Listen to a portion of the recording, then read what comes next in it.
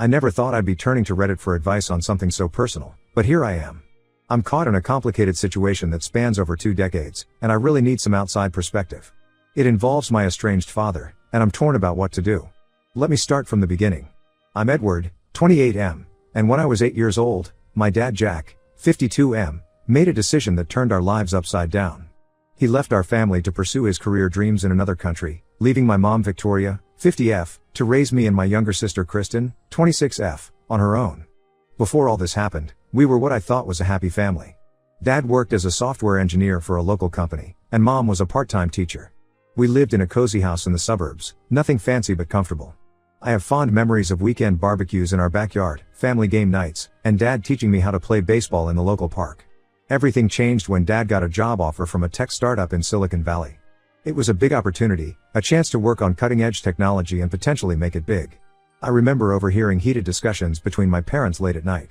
Mom didn't want to uproot our lives, arguing that we were happy where we were. Dad insisted this was his chance to provide a better life for all of us. The day Dad sat us down to explain he was leaving is etched in my memory. He tried to make it sound exciting, talking about how he'd be working on amazing new technology and how we'd have so much more when he made it big. Mom sat quietly, her eyes red from crying. Kristen, only 6 at the time, didn't really understand what was happening. Dad promised he'd call every day, visit often, and that we'd join him in California once he got settled. He hugged us goodbye, and just like that, he was gone. I remember standing at the window, watching his taxi drive away, feeling like my world had just shattered. The first few months were the hardest. Dad called frequently at first, always full of enthusiasm about his new job and life in California. But as time went on, the calls became less frequent. His promised visits home never materialized, there was always some work emergency or important meeting he couldn't miss. Meanwhile, our life at home changed dramatically. Mom had to take on a full-time teaching position and picked up tutoring gigs on the side to make ends meet. I saw her less and less as she worked longer hours. Often, I'd come home from school to an empty house, responsible for looking after Kristen until Mom got home late in the evening. I grew up fast during those years. I learned to cook simple meals, help Kristen with her homework, and take care of household chores. It wasn't easy, but I didn't have a choice. Mom was doing her best, but she was stretched thin trying to be both mother and father to us. As the years passed, Dad's presence in our lives dwindled to almost nothing. We'd get the occasional phone call or email, usually around birthdays or holidays. He'd ask surface-level questions about school and our hobbies, but it was clear he had no real idea about our daily lives or the challenges we faced. The financial support he sent was irregular and barely made a dent in our expenses. Mom never complained, but I could see the strain on her face every time bills arrived. There were times when I overheard her on the phone with Dad, pleading for more help, but these conversations always seemed to end in argument and tears. As I entered my teenage years, my feelings towards Dad transformed from sadness to anger. I resented him for choosing his career over his family. I saw how hard Mom worked, how she sacrificed everything for us, and I couldn't understand how Dad could just abandon us like that. There were so many moments when I needed a father figure. When I made the basketball team in high school, there was no one to cheer me on from the stands. When I had my first heartbreak at 16, I had no dad to turn to for advice. When I was trying to figure out college applications and future careers, I had to rely on school counselors and internet research instead of fatherly guidance. Despite the hardships, we persevered. Mom's love and determination kept us going. She always encouraged us to focus on our education and pursue our passions, even when times were tough. Kristen and I grew closer, looking out for each other in Dad's absence. We developed a bond that went beyond typical siblings. We were each other's support system. I threw myself into my studies, determined to make something of myself. I worked hard in school, got involved in extracurricular activities, and held down part-time jobs to help Mom out. It wasn't easy balancing everything, but I was motivated to succeed, partly to prove to myself, and maybe to Dad, that I could make it without him. My hard work paid off when I earned a scholarship to a good state university. It was one of the proudest moments of my life, seeing the joy and pride on Mom's face when I got the acceptance letter. Dad sent a brief congratulatory email, but by then, his opinions meant little to me. College was a transformative experience for me. I majored in marketing, discovered a passion for digital media, and made some great friends. I also met my girlfriend, Sophia, 27F, who's been an incredible support system. She comes from a close-knit family and has been patient and understanding as I've worked through my family issues. After graduating, I landed a good job at a digital marketing agency. It was a proud moment for me and Mom. We had overcome so much together, and I felt like I was finally in a position to give back to her for all her sacrifices. I helped her pay off some old debts and treated her to a well-deserved vacation. Life was going well. I had a stable career, a loving girlfriend, and was even saving up to buy my own place. Mom had found happiness too. She had remarried a kind man named Tom, 55M, who treated her well and became a supportive stepfather to Kristen and me. Kristen was doing great too, working as a nurse and recently engaged. Then, out of the blue, after nearly 20 years of minimal contact, Dad reached out. He said he was in trouble and needed my help. According to him, his business had failed, and he was facing financial ruin. He was on the verge of homelessness and desperately needed assistance.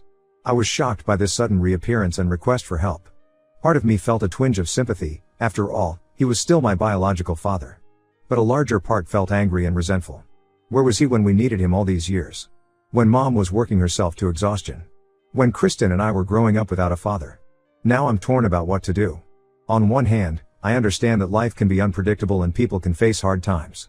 But on the other hand, I can't forget the years of abandonment and the struggles we faced because of his choices. After all these years of being absent, can I trust his intentions? Is this just an attempt to use me for his own benefit now that he's in trouble? I'm not even sure if I want to meet him. I haven't told Mom about Dad's contact yet. I'm worried about how it might affect her, especially now that she's finally found happiness with Tom. And I'm concerned about how this might impact Kristen too. I need your thoughts, Reddit. Ida, for being hesitant to help my dad in his time of need? Should I put my past feelings aside and lend a hand, or is it fair for me to prioritize my own emotions and protect myself from potential manipulation? How do I handle this situation without disrupting the peace and stability my family has finally found? Update 1. Thank you all for your responses and advice. Your perspectives gave me a lot to think about. After much deliberation, I decided to meet with my dad to hear him out. I figured I owed it to myself to at least understand the full situation before making a decision. We arranged to meet at a local coffee shop. The days leading up to the meeting were filled with anxiety. I had trouble sleeping, my mind racing with all the possible scenarios of how this encounter could go. Sophia was incredibly supportive during this time, offering a listening ear and reminding me that I didn't owe my dad anything. The day of the meeting arrived. As I walked into the coffee shop, my heart was pounding. I spotted him immediately. He was sitting in a corner booth, looking older and more worn than I remembered. Our eyes met, and for a moment, I felt like that 8-year-old boy again, watching his dad leave. We exchanged awkward greetings and got our coffees. There was a heavy silence as we sat down, neither of us quite sure how to begin. Finally, Dad started to explain his situation. Apparently, his career in Silicon Valley had been a roller coaster. He had some successes early on, working for a few startups that did well.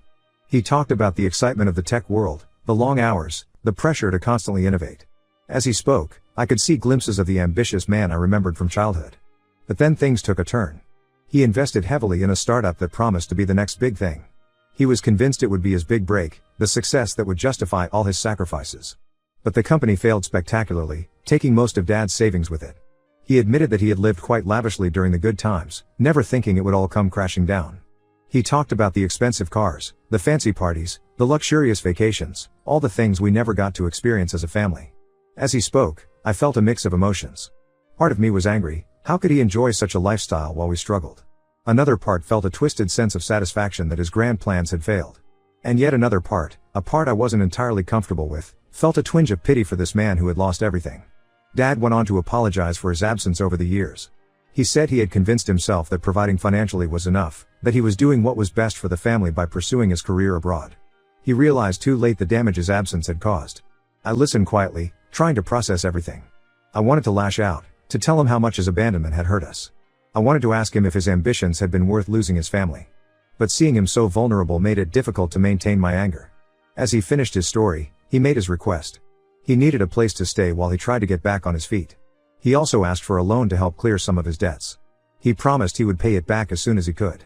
I told him I needed time to think about it. His request was significant, and I wasn't sure I was ready to have him back in my life in such a major way. I also had concerns about how this would affect Mom and Kristen. After our meeting, I called Mom to discuss the situation. It was a difficult conversation. She was understandably upset that Dad had reached out to me for help. She reminded me of all the times he had let us down in the past and warned me to be cautious. I also spoke with Kristen. Her reaction surprised me. She was more sympathetic to Dad's plight but agreed that we needed to be careful. She suggested that if we did decide to help, it should be with clear boundaries and expectations. Over the next few days, I thought long and hard about what to do. I consulted with Sophia, who offered a balanced perspective. She pointed out that while it's natural to want to help family, I needed to protect myself emotionally and financially. I also reflected on my own feelings. The meeting had stirred up a lot of old emotions, anger, resentment, but also a confusing sense of concern for this man who was, after all, my father.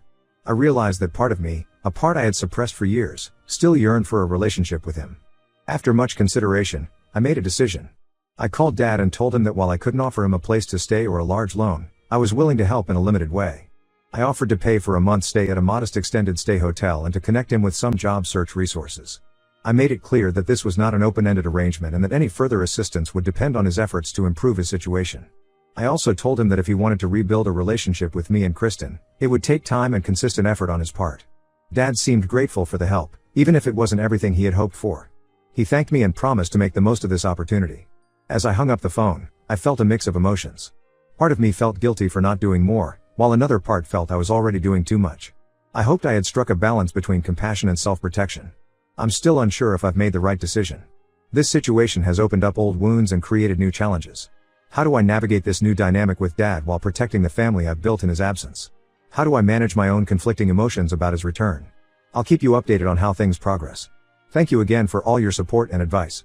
It's been incredibly helpful to have this community to turn to during this difficult time. Update 2. It's been a few months since my last update, and a lot has happened. I wanted to share how things have unfolded and get your thoughts on my current situation. After I helped Dad with the hotel stay and job resources, he seemed genuinely motivated to turn things around. He found a part-time job at a local retail store and was actively looking for better opportunities. We had weekly check-ins where he'd update me on his progress. During this time, he also made efforts to reconnect with Kristen. They had a few phone calls and even met for coffee once. Kristen reported that while it was awkward, she appreciated his attempt to make amends. About a month into this arrangement, Dad asked if we could meet again. I agreed, and we met at the same coffee shop as before. He thanked me for the help and said he had been doing a lot of thinking about his past actions. What happened next took me by surprise. Dad pulled out a small, worn notebook from his pocket. He explained that over the past month, he had been writing down memories and thoughts about our family, the good times before he left, and his regrets about leaving. He started reading some of the entries aloud. He recalled specific moments, teaching me to ride a bike, reading bedtime stories to Kristen, family picnics in the park. His voice cracked as he described the day he left and how he had convinced himself it was the right thing to do. I found myself getting emotional listening to these memories. It was strange hearing about these happy times that I had almost forgotten, overshadowed as they were by the pain of his departure. Dad then did something I never expected. He handed me the notebook and asked me to keep it. He said he wanted me to have a piece of our shared history, even if he couldn't make up for lost time. I was conflicted. On one hand, this gesture seemed genuine and heartfelt. On the other, I couldn't help but wonder if this was another attempt at manipulation. As I leafed through the notebook, I noticed something that made my heart skip a beat. Tucked in the back pages were several old photographs I had never seen before. They were pictures of our family in happier times, Mom and Dad looking young and in love, Kristen and me as toddlers. Seeing these snapshots of our past life hit me hard. It brought back a flood of emotions I thought I had dealt with long ago. I remember the day one of those photos was taken. It was at a family picnic in the local park. Dad had just taught me how to fly a kite, and we were all laughing as it soared in the sky. It was a perfect day, one of those memories that seem to glow in your mind. Dad explained that he had kept these photos with him all these years, a reminder of what he had left behind. He said he wanted me to have them now, along with a notebook. I left that meeting feeling more confused than ever. The Dad I saw that day seemed genuinely remorseful and eager to make amends. But could I trust this change? Was it fair to Mom and Kristen if I started to let him back into my life? I decided to take some time to process everything before making any decisions. I showed the notebook and photos to Mom and Kristen, seeking their perspectives. Mom was quiet as she looked through the mementos. I could see a mix of emotions play across her face, nostalgia, sadness, and a hint of anger. She finally said that while she appreciated Dad's efforts, she worried about him hurting us again. She shared a memory of her own, the night before Dad left, when they had stayed up all night talking, crying, and ultimately realizing their paths were diverging. Kristen, on the other hand, seemed more open to the idea of reconnecting with Dad. She said that while she couldn't forget the past, she was willing to give him a chance to be part of our lives again, albeit cautiously. She recalled a faint memory of Dad teaching her to tie her shoelaces, a small moment of connection that she had held onto all these years. As for me, I'm torn. The notebook and photos have stirred up feelings I thought were long buried. Part of me wants to believe that people can change and that it's never too late to try and make things right. But another part of me is scared of being hurt again. I'm considering allowing Dad to have a limited role in my life, perhaps regular dinners or family events. But I'm also aware that this decision doesn't just affect me. It impacts Mom, Kristen, and even Sophia. So, Reddit, I turn to you again for advice. Am I naive for considering giving Dad another chance? How do I balance my own conflicting feelings with the potential impact on my family? Any thoughts or similar experiences would be greatly appreciated. Update 3. I want to thank everyone for their continued support and advice throughout this complicated situation. Your insights have been invaluable in helping me navigate these choppy emotional waters. Here's the final update on how things have unfolded. After much soul-searching and many discussions with my family, I decided to give Dad a chance to be part of our lives again, but with clear boundaries. We agreed to monthly family dinners and occasional outings, always as a group. This way, we could slowly rebuild our relationship without putting too much pressure on anyone. The first few gatherings were awkward, to say the least. There was a lot of tension, particularly between Dad and Mom. But as time went on, things started to feel more natural. Dad made consistent efforts to engage with us, asking about our lives and sharing stories from his time abroad. During one of these dinners, Dad shared more about his life in Silicon Valley. He talked about the intense work culture, the constant pressure to innovate, and the cutthroat competition. He admitted that he had gotten caught up in the rat race, always chasing the next big thing, convinced that success was just around the corner. It was eye-opening to hear about the world he had chosen over us, and while it didn't excuse his actions, it helped me understand his mindset a little better. Kristen seemed to be warming up to Dad the most. They discovered a shared interest in photography, and Dad started teaching her some techniques he had picked up over the years. It was strange but heartwarming to see them bonding over something. Mom remained cautious but civil. She and Tom would join us for some of the family gatherings, and while it was clear she had moved on, she was willing to let Dad be a part of our lives for Kristen's and my sake. However, about 6 months into this new arrangement, something happened that forced me to reevaluate everything. I discovered that Dad had been less than truthful about his financial situation. It started with a chance encounter. I ran into one of Dad's old business associates at a tech conference I was attending for work. We got to talking, and he mentioned how surprised he was that Dad had gone off the grid given his successful investments. This caught me off guard, as it contradicted everything Dad had told us about his financial troubles. Digging deeper, I found out that while Dad had indeed faced some setbacks, he wasn't nearly as destitute as he had led us to believe. He still had significant assets hidden away in offshore accounts. When confronted, Dad initially tried to deny it. But faced with the evidence, he finally admitted the truth. He claimed he had exaggerated his financial troubles to create an opportunity to reconnect with us, believing we wouldn't have given him a chance otherwise. I was furious. All the progress we had made, all the trust we had cautiously extended, felt like it had been built on lies. It brought back all the old feelings of betrayal and abandonment. I called a family meeting to discuss this new development. Mom was angry but not surprised, saying she had always suspected there was more to the story. Kristen was deeply hurt, feeling like we had been manipulated all over again. After a long and emotional discussion, we came to a difficult decision. We told Dad that while we appreciated his efforts to reconnect, his dishonesty had irreparably damaged any trust we had begun to rebuild. We decided to cut ties with him once again. It wasn't an easy choice, but we felt it was necessary for our own emotional well-being. We realized that true reconciliation can't be built on a foundation of lies and manipulation. In the aftermath of this decision, I've had time to reflect on this whole experience. While it didn't end the way I had hoped, I don't regret giving Dad a chance. It provided closure in a way I hadn't expected. I now know that I tried my best to mend our relationship, and I can move forward without wondering what if. This experience has also brought my family closer together.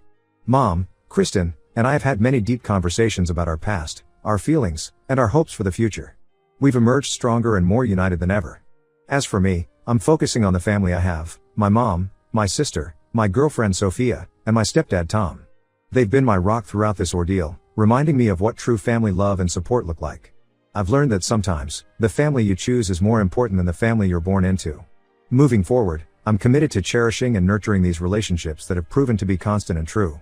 Thank you all once again for your support and advice throughout this journey. While it didn't have the happy ending I initially hoped for, I feel at peace with the outcome. I'm ready to close this chapter and look forward to the future, surrounded by the people who have shown me what unconditional love really means.